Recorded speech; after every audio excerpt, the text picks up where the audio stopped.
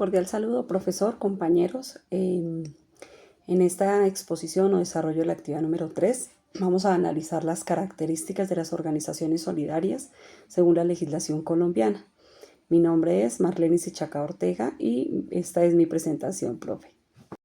Bueno, veamos una introducción que tenemos sobre la economía solidaria, ¿cierto? La economía solidaria es mucho más que una alternativa económica, puesto que es una forma de organización que propone en el centro al ser humano, la comunidad y los valores de la cooperación, equidad y ayuda mutua. En este contexto, entender cómo se estructura internamente una organización solidaria, especialmente las cooperativas, nos permiten ver cómo se traduce en la práctica esa filosofía de participación y de solidaridad. Para el desarrollo del presente, el autor que se tuvo en cuenta, Mario Arango Jaramillo, en su obra publicada por la Universidad Cooperativa, sobre la estructura interna de sus organizaciones, explicando que no basta con tener buenos ideales, es necesario construir órganos que garanticen la democracia interna y el control social y la eficiencia administrativa. Bien, pues la economía solidaria promueve objetivos sociales y comunitarios distinto al modelo capitalista tradicional. Arango Jaramillo describe la economía solidaria como una nueva forma de racionalidad económica. Es lo que también ya nosotros vimos como la tercera economía, es considerada así. Esta economía incorpora un componente ético y comunitario. El factor clave es la comunidad. El bienestar colectivo impulsa las decisiones económicas. Pasemos también acá a lo que son las cooperativas y las empresas solidarias. Una cooperativa es una empresa asociativa sin ánimo de lucro en donde todos los trabajadores o usuarios son simultáneamente aportantes y son gestores. Se crean para producir o distribuir conjunta y eficientemente bienes o servicios, satisfaciendo las necesidades del asociado y de la comunidad. A diferencia de una empresa convencional, todos los asociados, ojo aquí, participan democráticamente en la gestión y se benefician de la organización, de todas las ganancias que obtengan, porque la cooperativa no pertenece únicamente al dueño, al gerente, sino que cada persona que es asociado es dueño de esa pequeña parte de la cooperativa. Repasamos entonces lo que son los órganos de la cooperativa.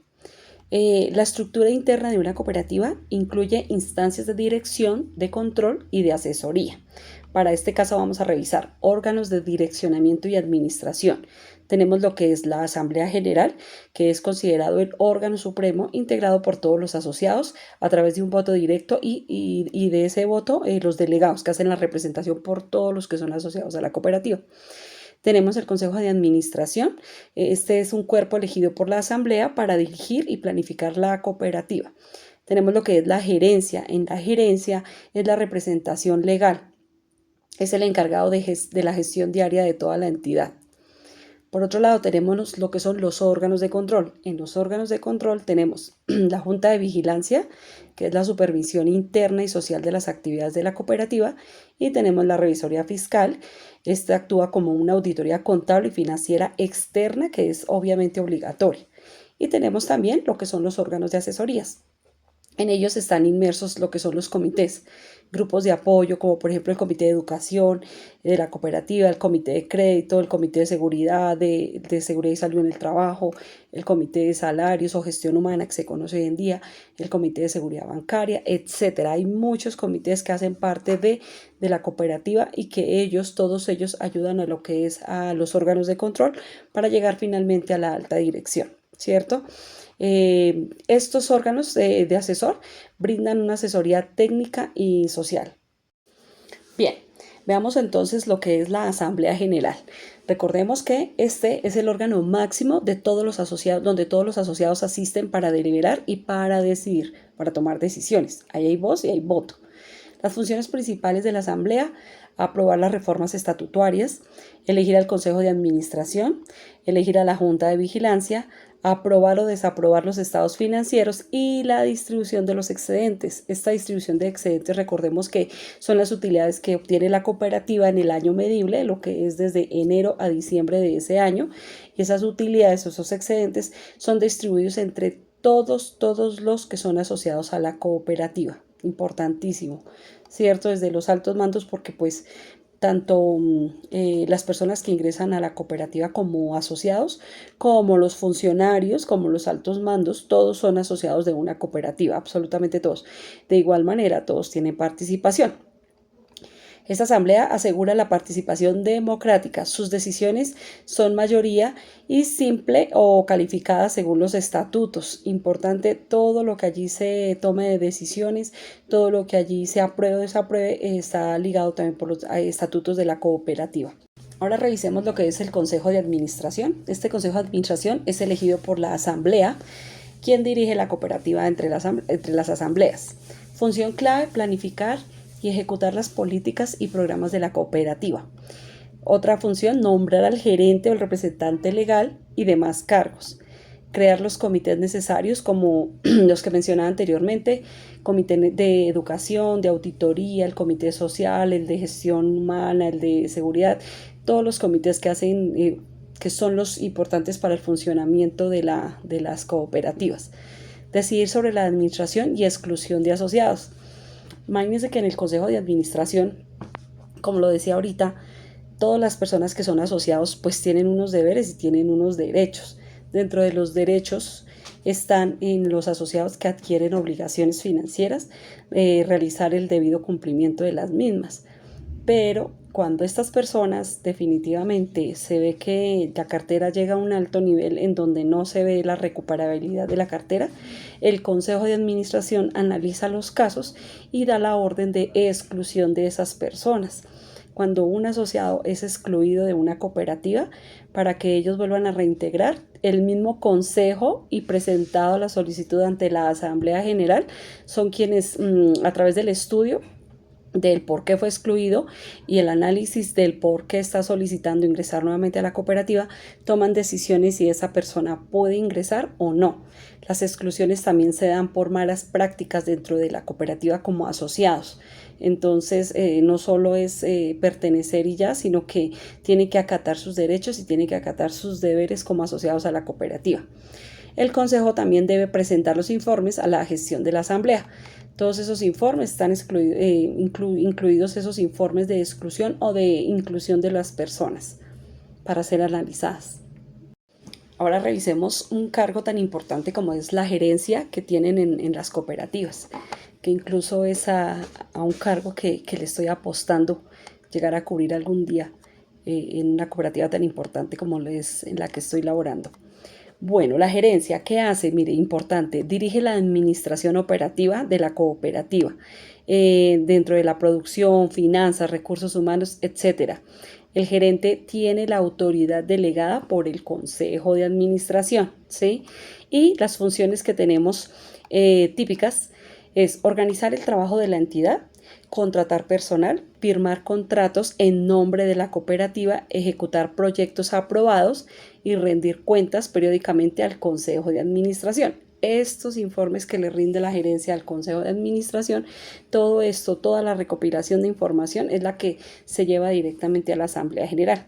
Asamblea que es información que es publicada, que es vista, o sea, me refiero a que cada persona que es asociado puede ingresar y puede saber cómo está la cooperativa, qué está pasando, qué actividades se están ejecutando y cuánto de los excedentes del capital financiero, para qué y qué monto se está destinando, porque pues obviamente dentro de todos estos rubros es, como yo le decía, distribuido entre todos los asociados. Todos pueden participar, todos pueden ganar de los excedentes que dé la cooperativa. Perfecto, ahora pasamos a lo que son los órganos de control. Recuerdan que hablamos de dos órganos de control, lo que es la Junta de Vigilancia y el Revisor Fiscal. Importantísimos, porque como su nombre lo dice, son las personas que controlan los movimientos, las acciones, las actividades dentro de la cooperativa. Revisemos.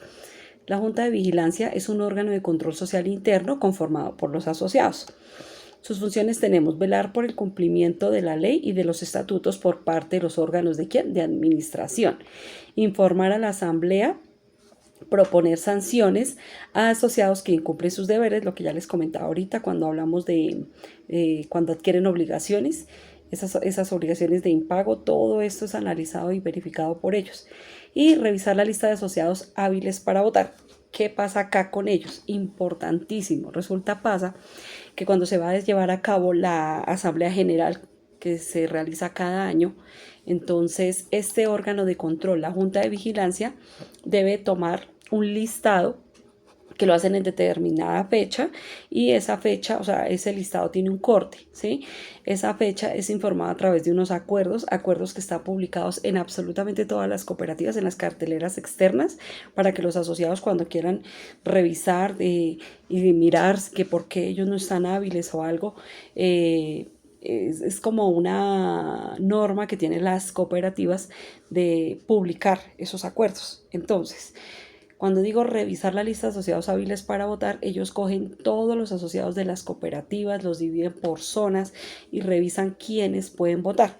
¿Quiénes pueden votar? Asociados que tengan datos actualizados, los asociados que tengan obligaciones con un mayor demora, que no presenten mora mayor a 3 días, asociados pues que no sean excluidos de la cooperativa, que hayan sido excluidos y bueno, ya implementaron que sean menores y mayores de edad y pueden hacer votación. ¿Votar para qué? Para elegir los delegados.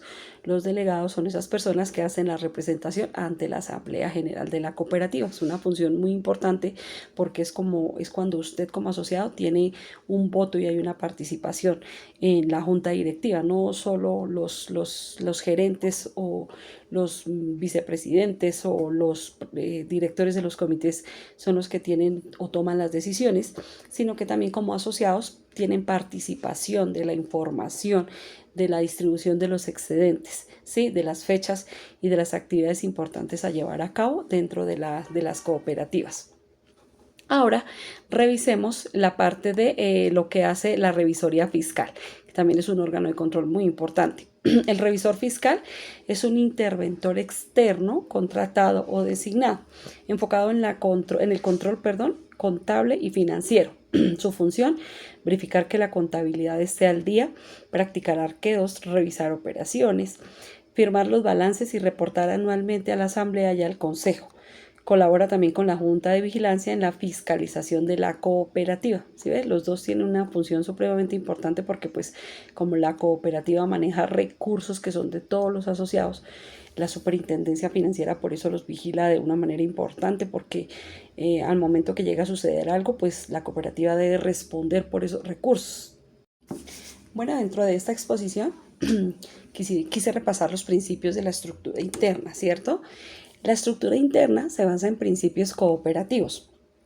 Entonces, ¿qué tenemos? Gestión democrática. Cada asociado tiene voz en la asamblea, que lo que yo les comentaba anteriormente es un representante que se denomina delegado y que es elegido por todos los asociados. Es una persona que está activo, que tiene productos, que tiene conocimientos en cooperativismo, como lo es, por ejemplo, para la entidad que conozco, tiene un diplomado en inteligencia financiera, que es lo que le permite a ellos tener unas bases, tener un conocimiento muy general de qué trata la cooperativa, ¿cierto?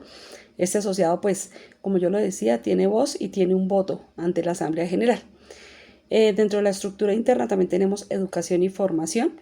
Se promueve la capacitación continua de los asociados y esto lo hace el Comité de Educación. Si ustedes ingresan a las páginas de las cooperativas que conozcan, van a ver un número de programas. Como asociados ustedes pueden acceder de manera gratuita.